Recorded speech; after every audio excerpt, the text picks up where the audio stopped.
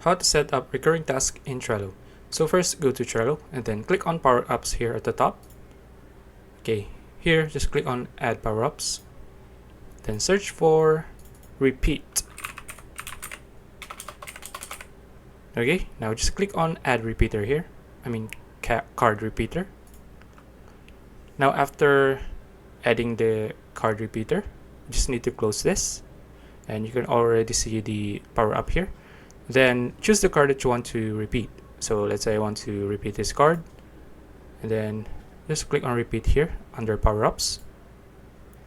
Then it will prompt you to when you want it to repeat. So the earliest is weekly, and you can set the time here. Let's say I want to set the time to repeat every 6 a.m. Okay, and then let's say I want it to repeat every Monday. Okay,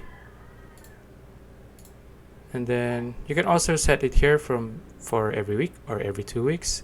I want to set it for every week. Then you can also set which list you want it to repeat on, the position. And then after you've done all of that, just click on save, and there you go.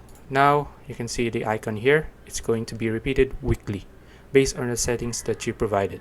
So that's it. If you found this video useful, please like and subscribe for more videos like this. See you in the next one.